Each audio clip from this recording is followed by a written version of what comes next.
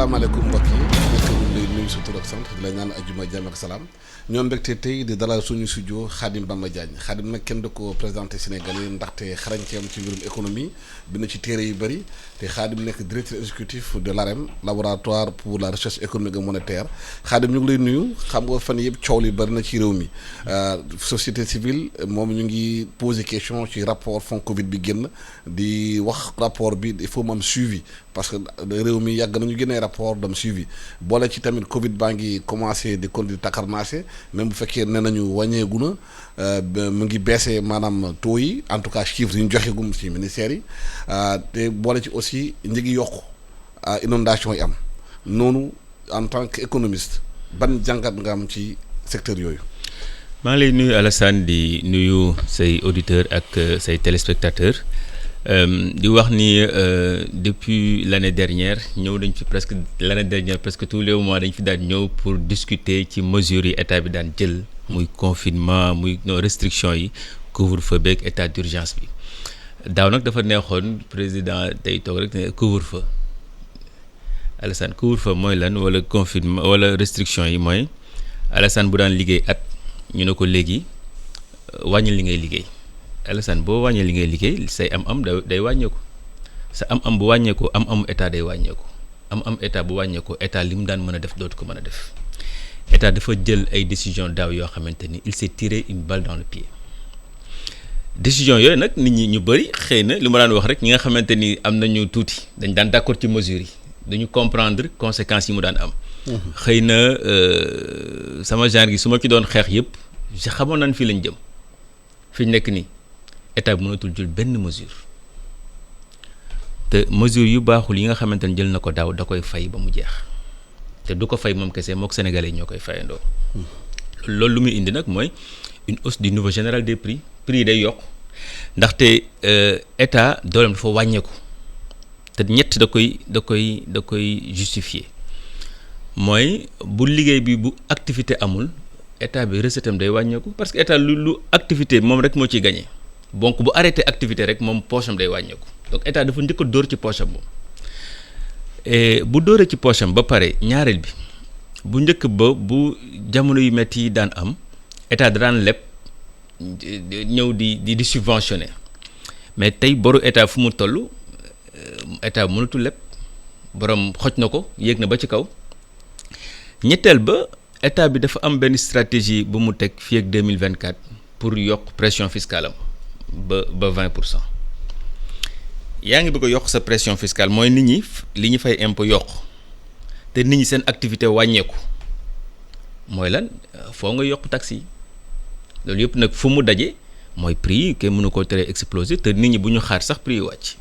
prix yi parce que dañu dégg souvent ñu nekk ci état bi liggéey ministère du commerce dañuy wax invoquer conjoncture internationale naan maanaam ci marché international bi Covid bi tax na ba ñu doon liggéeyatuñu. moo tax prix yi yokku na pétrole bi yokku na transport bi yokku loolu day am impact ba fii Sénégal dafa bokk ci système international de commerce. mais yooyu yëpp ay variables la yoo xamante ni mën na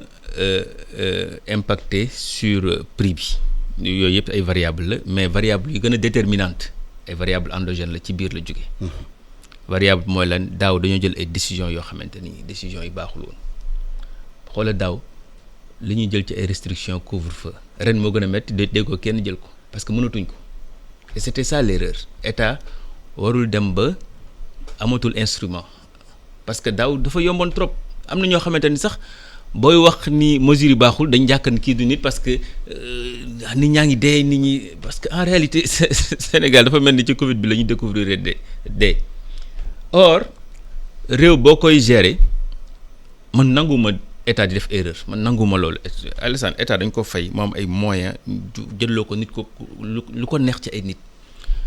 ñuy xalaat donc erreur warul am ci état lu situation bi métti waroon na am froideur analyser xam ni bépp décision bu mu jël day am ay conséquences fi ñu nekk nii nag Sénégalais yi d'accordoon ci couvre-feu yeeg yooyu mais ils vont le payer loolu nañ ko ñoo d'accordoon daal li xale yi naan ñoo d'accordoon ba muy neex safkaani nañu on va payer les prix toutes les décisions yu ñu jëloon daaw Sénégal li ñu liggéey bëriwul waaye léegi li nga xamante ni toog nañ ko liggéeyuñ ko kan moo koy fay c'est-à-dire que li ñuy toog ci ay mois li ñuy toog ci ay mois liggéeyuñ ko kan moo koy fay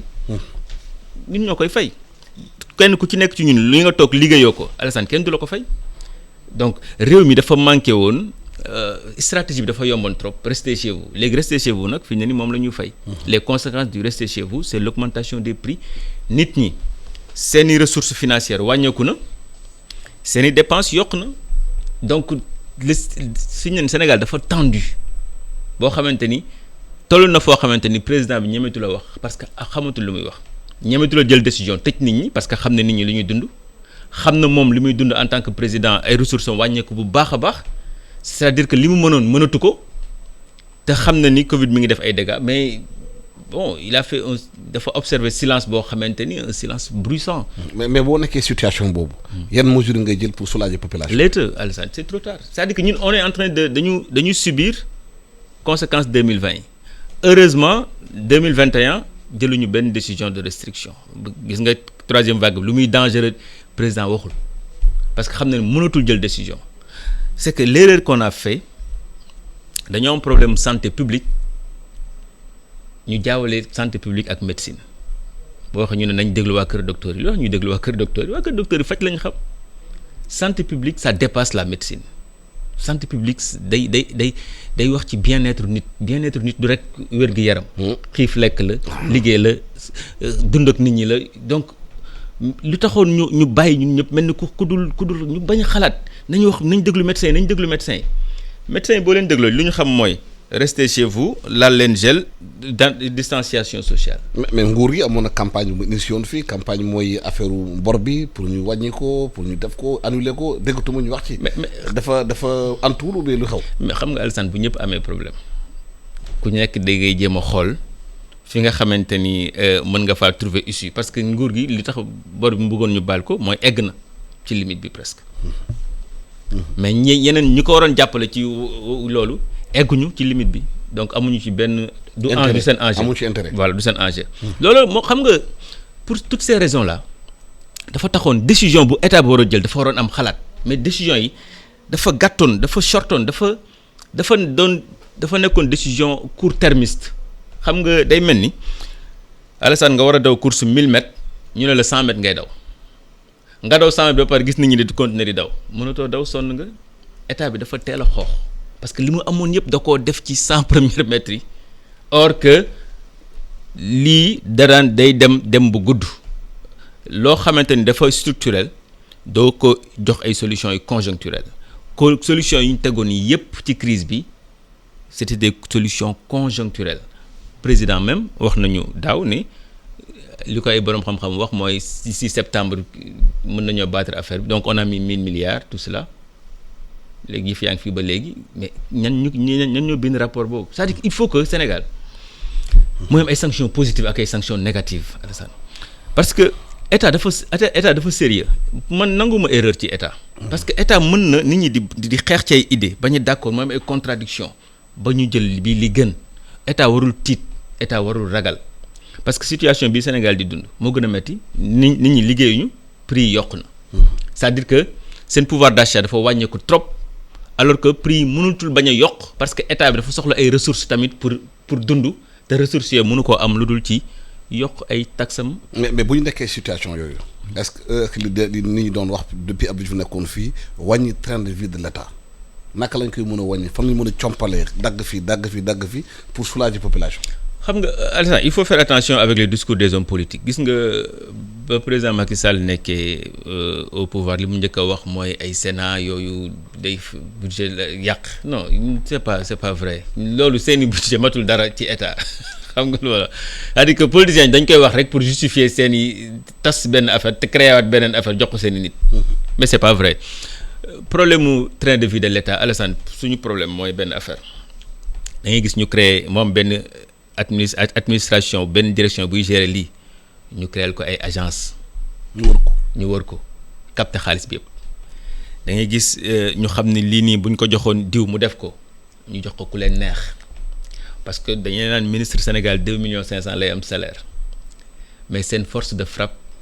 c'est des milliards. fan lañ ko jëlee. agence yi voilà et les marchés aussi commission yi. voilà léegi nag yooyu mënoo koo gis ci réew ba pare di wut feneen naan poste bi wala poste bi c'est-à-dire que gestion bi ñuy gérer alal réew moo efficiente. dafa laaj réforme. mais des finances publiques. Alassane lépp de dafa war la a leer dépense publique. lépp dafa war a leer gis nga alal ñaq baadoo la boobu ñi gën a ñàkk seen ñaq xale gis nga taalibe bi bu jëndee mbuusu ndox bu 100 francs cotisé na au moins 18 francs ci keesu état mais kooku ku koy téye sax da nga ko war a téye ak beaucoup d'humilité mais da ngay gis gars yi seen standing de vie du seen salaire yenn saa dañ lay fal sax ci benn poste pour nga am moyen politique nañ lay falee ci poste public ngay am moyen pour politique loolu nag mënul am ci réew nga defa ni nag xaalis bi dañ ko gérer d'une manière efficace problème bi mooy ñun ñoo taamu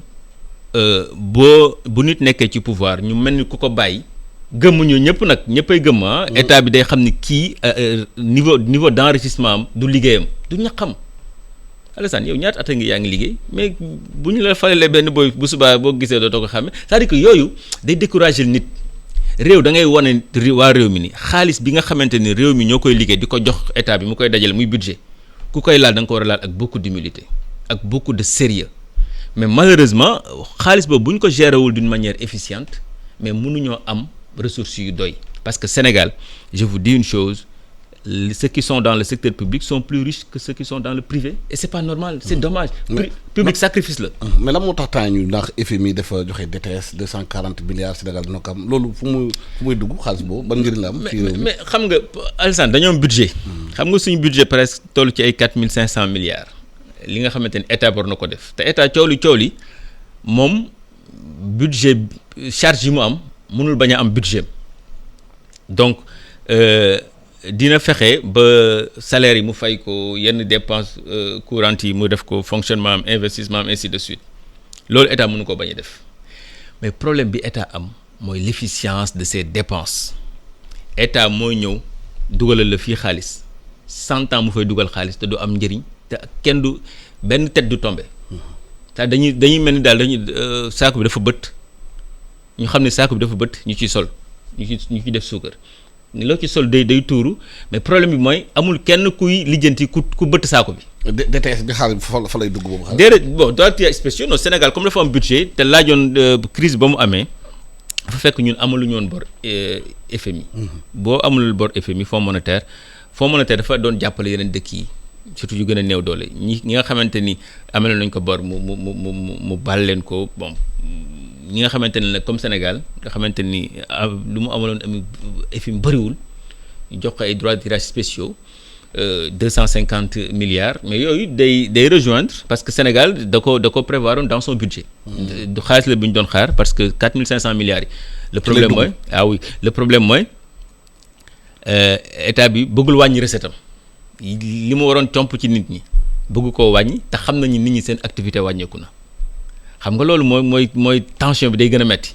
ndax Alassane bu daan gagné 2,5 millions par mois léegi mu wàcc 2,5 millions ba 1,750,000 nga ne ko yow li nga daan fay ngay fay donc Alassane salaire am day wàññeeku ay taxam yokk. mais est-ce que état mun na créer activité en interne pour lancer machine bi nañu commencer liggéey parce que soo gisee taw bi bëri na. ndox bi c'est vrai yàq na lu bëri. waaye tamit ndox dañ ko soxla ci réew mi pour mun a béy mais boo jógee Dakar. dem Saint-Louis ba Bakel plus de 240,000 hectares xëy na lu bëri béyuñu ko alors que am na tubaab bu ñu ñëwee dañu ne Sénégal c'est un pays de rien c'est-à-dire que amul tool amul dara lan la état war a def pour nañuy mën a liggéey suuf si mën a dundal réew mi. mais Alassane état bi dafa jël décision moom depuis daaw. restez chez vous inactif c'est-à-dire que le président dafa utiliser le mot résilience xam nga lan mooy mot résilience Alassane mooy. doo jafandu waaw difficulté da nga koy nangu ni mi ngi fi. da nga koy jéem a surmonter doo ko daw c'est-à-dire que da nga koy affronter mais nga ne résilient pare dem toog di xaar nit ñi toog seen kër mais nit ñi bu ñu toogee seen kër ressource du am ci réew mi. Sénégal dafa amul ressource parce que lan inactivité nit ñi bu ñu yaakaaree ni mën nañoo toog seen kër rester chez vous ba pare continuer di lekk ak naan sans mais loolu yabaate mënu koo weesu. il faut ñu béy. mais Alassane moo tax ma ne la en temps de crise bu lépp métti ci ngay wut ay stratégie de survie c'est que ñun dañoo deful dara c'est-à-dire que oui virus baa ngi fi virus bi ñaanuma ko yàlla bu fi jógul woon qu'est-ce qu'on va faire l'erreur qu'on a fait parce que pendant 1 an dañoo confier suñu destin waa kër docteur wax ñu nañ déglu waa kër docteur faj la ñu xam gérer réew dafa holistique donc ñoom boo leen dégloo rek ay mesures restrictives lañ lay tegal ndax moo leen arrangé mais boo réew yaay xam ñëw ñi nga yor nu ñu men boo tegee mesure restrictive ku ciy dund ak ku ciy dee fi ñu nekk nii président position bi mu jël nii c'est la meilleure position noppi bi mu noppi nii parce que amatul benn argument alors que nopp gii nii bu ko defoon daaw tamit nii rek lay demee vague comme géej day yéeg wàcc ku mu neex ku mu naqari vague nii la te mënuñoo fexe ñun ba virus bi jeex ci Sénégal bu jeexul ci àdduna bi benn cas la ñu amoon mars kenn xamul ñaata cas la ñu am donc mënoo am ay cas yoo xamante ne xamoo leen dafa mën nga koo jeexal. donc di jéem a xeex pour virus bi jeex loolu du waxi nit. mais ginnaaw virus bi ñëw na kenn xamul kan lay jeex ban pexe. dund ak moom. Alassane pexe pour économie bi laay wax. gis nga quand on a mis en place le vaccin c'est un choix maintenant le vaccin. C'est un choix. ay nit bu leen neexee ñu ne ñoom du ñu vacciné wu parce que vaccin da daan am 25 ans ñu testé ko wala xale la ñu seen mën nañoo résister am nañ ci droit mais état bu tegee loolu ba pare nag dafa am moom beneen responsabilité muy fexe ba Sénégal bañ a daanu bu tegee loolu dafa war a relancer activité bi li tax mu koy relancer mooy vaccin dëkk yëpp ci tubaab bi lu mu métti ba ñu indee seen vaccin rek dañoo relancer seen économie. parce que économie bu daanu moo gën a bon virus buy rey. mais fii ban levier la ñu mën actionner pour lancer économie bi. mais Alassane yaa ngi ci mbay yaa ngi xam nga Sénégal li mu am lépp ci ndox li nga doon wax léegi stratégie yu mu war a am de substitution yu état bi war a def xam nga boo nekkee ci crise nga dem ba si yàgg dëkk yi nga xamante ni ñoo la xaw a ëpp doole ku ci nekk li nga amoon nga koy téye mooy yow war nga commencer def benn stratégie de substitution li kat bitim réew laa ko doon jëlee dama koy bàyyi léegi fii laa koy jëlee. nan laay def ba xool man je fais partie des gens qui pensent que ceeb sax waruñu koo importer. gis nga ceeb ñaanuma ko yàlla bu mënuloon dugg Sénégal benn Sénégal du dee dinañ substituer ceeb bi wut leneen lu ñu lekk. def céréale. mais dëkk noonu nga koy gérer ça ñun dañoo bañ a def ay stratégie dañ na toog nii rek quoi on gère le pays du jour le jour mais dëkk da ngay wut ay stratégie xool lan ngay bàyyi lan ngay fexe ba inciter ci sénégalais ñu dem ci. nga xool noo leen di protéger ba ñu commencer contrôler benn secteur Alassane ñun contrôler wuñu benn secteur contrôler wuñ suñu ndekki contrôler wuñ suñu añ contrôler wuñ suñu reer ana politique bi ban politique la ñu am pour suñuy chaîne de valeur ñu koy contrôler di ko transformer. di ko distribuer ginaar yi tuuti rek lañ contrôler. mais xool xam nga ginaar yi fi ne nii problème bi mooy bu ñu demee tuuti keneen ñëw. indi beneen stratégie boo xamante ni dañ koy bàyyi filière mouton wala beneen affaire mu contrôler mouton ba rey secteur ginaar yi nga xamante ni sénégalais yi ñoo ko gérer un état stratège day naan comme ginaar yi kat commencé naa ko contrôler bàyyi ma dem ci xar yi day mel amuñu benn politique même tabaski sax dañu importer xar te dëkk yoo xam dëkk yi néew doole lañ koy importer c'est-à-dire que amul politique réew. politique bi ngay mën a teg pour sa réew mën a am assurance ni dans tant d'années dina génn ci pauvreté mooy dañ koy gis muy ñëw ñu gis ni yaa ngi jël décision pain bi céréale lañ koy defaree dañ koy importer léegi. mooy prospective mais Sénégal prospective ñàkk ko moo tax décision yu ñu jëloon daaw jëluñu ci benn ren xam nga bu baaxoon dañ koy jëlaat décision yu ñu jëloon daaw bu baaxoon dañ koy jëlaat ren jëluñu ci benn ren parce que benn baaxul ci te loolu nag. bu ñu amoon benn vision holistique xam ni feebar bi mi ngi fi dëgg la da ngay dégg sax ñu la naan am na ñoo xamante ni gëmuñu feebar ba léegi ñëpp a gëm feebar bi. dafa am ñoo xam dañuy def ay appréciation yu logique boo defee appréciation man Khadim Bamba su ma toogee ne damaa ragal feebar bi dee laay def sama biir kër sama njaboot dama yar njaboot dama leen war a dundal foo ma génn wuti. jël risque jël virus bi moom ma gën a toog sama kër dee ndax xiif donc appréciation boobu nag yow bu la yàlla maye nga am sa poche lu ci nekk. mais doo mën a comprendre yeneen nit ñi loolu mooy erreur bi ñu njëkk a def. parce que nañ bàyyi waa kër docteur. confondre pourtant boo xoolee réew mi am na potentiel bu bëri surtout sur les intik gis nañu xale yi ci Covid bi nu ñuy créer ay start-up créer ay digital gis nañ dëkk yu bëri télétravail bi nu mu développé foofu nu mu indi ay économie bi nu mu yokkoo d'ailleurs ñu liggéey ci loolu sax ñoo gën a bénéficier ci loolu la moo tax secteur bi ñu ko organiser ba Sénégalais mu ci am plus-value. mais Alassane lépp politique la. gis nga état mooy teg politique wax fii laa jëm état bu defee cap ne fii laa jëm day xool ñi ma ciy àndal mais Sénégal ba léegi dañuy jël marché public di ko jox ba entreprise étrangère loolu Alassane loolu foofu Sénégal rek la mën a am marché public ñun suñu alal ñun suñu impôt ndaw ñu dajale ko ñu jël ko jox ko keneen mu dem ci beneen dëkk yóbbu ko dëkkam loolu Sénégal rek la am stratégie yi ngay def mooy boo amee sa politique xam ne lii ngay def ba 2030 wala ba 2035 bëgg naa dans 15 ans dans 20 ans secteur bii ma contrôler ko c'est que dañoo deful benn politique pour contrôler benn secteur bëgg naa dans 15 ans bu président Macky Sall waxoon depuis 2012 ne bëgg naa dans 10 ans gerte kenn dootu ko exporter ci Sénégal produit fini la ñuy exporter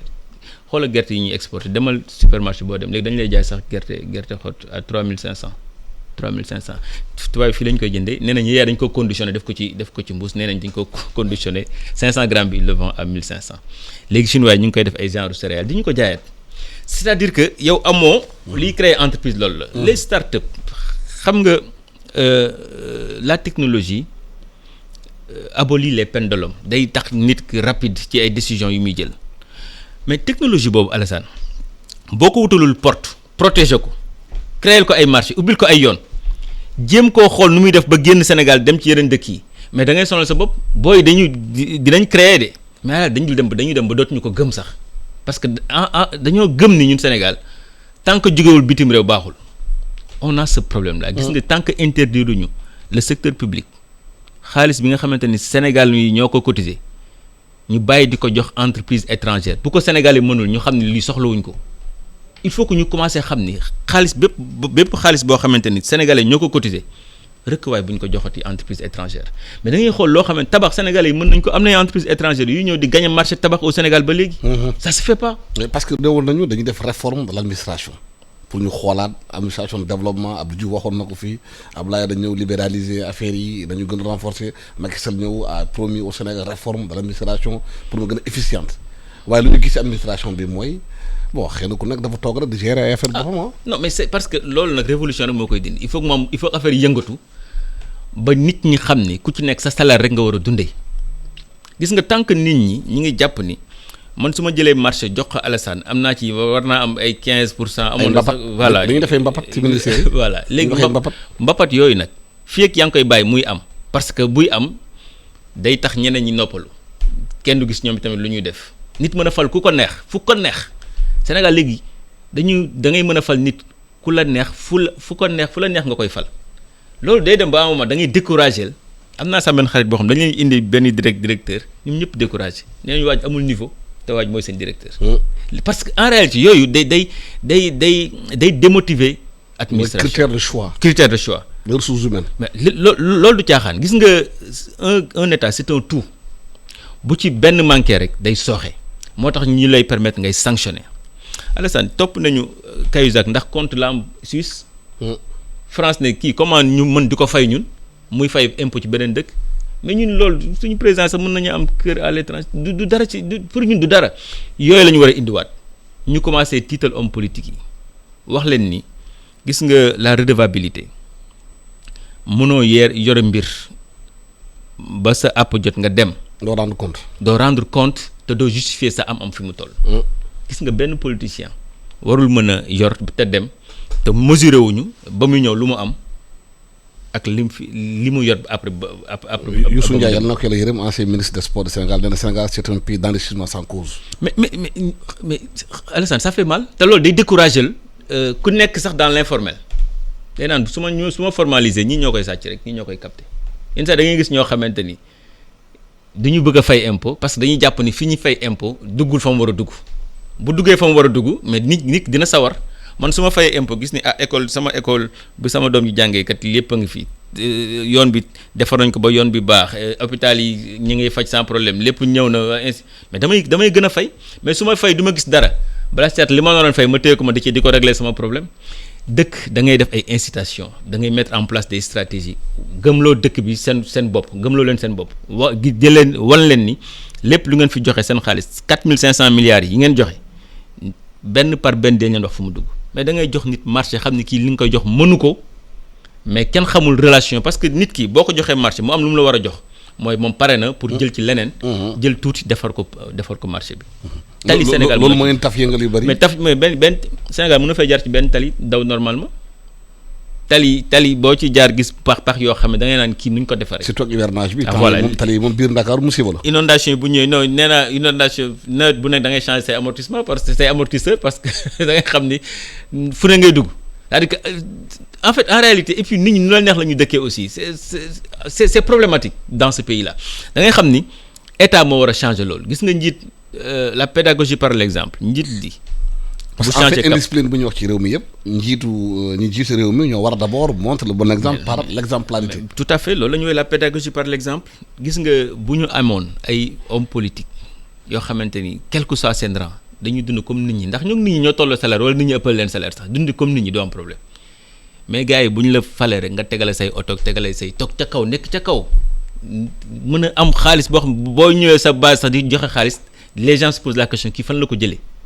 loolu doo leen encourager dañu gëm ni nit ñaa ngi sàcc ba léegi parce que kenn mënu fee justifier sa richesse bu état mënoo faa nekk di am xaalis du yoon malheureusement loolu fii mi ngi am tant que mi ngi am ci état bu ñu xaar ci Sénégalais yi ñu gëm suivre di contribuer positivement recette fiscale yi mën nañ ko yokk à condition que nit ñi ñu wan leen xaalis bi ñuy joxe fan la jëm.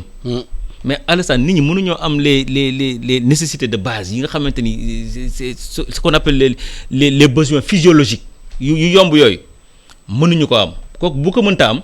mais dootul wóolati état. instrument boobu moom la ñu war a dolliwaat crédibilité mais malheureusement moom gisuma ci fii ak at yi ci kanam crédibilité bu organisation politique yi mën a am. Khadim Bamba Diagne maa ngi lay gërëm di la sant di fàttali auditeurs yi économiste nga da nga bind téere yu bëri ci mbiru économie te tamit yaay directeur scientifique du LAREN laboratoire pour la réforme économique et monétaire loolu de la recherche économique monétaire bind nga téere yu bëri ci économie Sénégal ci pourquoi comment les Sénégalais votent boobu di xool bi ñu ni ñuy voté benn téere temps yi bu génn ci mbirum aussi l'économie à Mouride bind nga ko yooyu di wane nit ñi yoon yi fa la ñu war a jaar pour bu buggee génn ci jafe-jafe yu nekk maa ngi lay gërëm di la sant di ñaanal bëccëg jàmm ak salaam di ko ñaanal auditeurs spectateurs yi dina ñaanal tamit ajuma mubarak